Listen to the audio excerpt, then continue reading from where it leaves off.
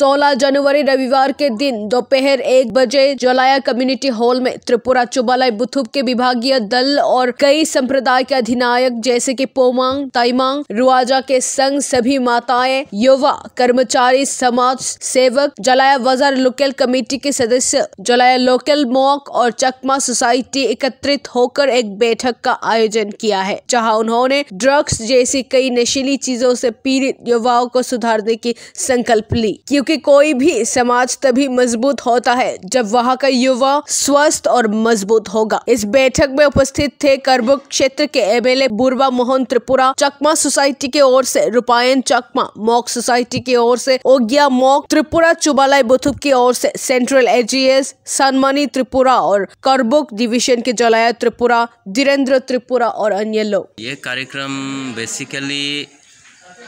Anti drugs treatment और anti social activities, ख़ास तौर से ये जो करबुक सब डिवीज़न है इसमें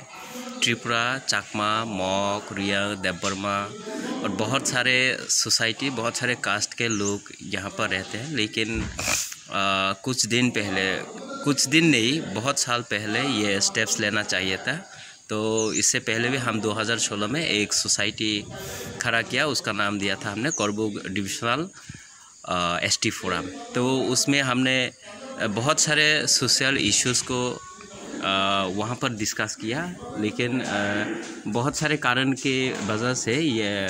2 साल स्टॉप रहा। अभी 2019 और 20 के कोविड-19 सिचुएशन के लिए हमने कुछ प्रोग्राम कैंपेनिंग कर नहीं पाया, तो उसी के दौरान हमने 2022 से अभी शुरू कर रहे हैं anti drugs and anti social activities के खिलाफ।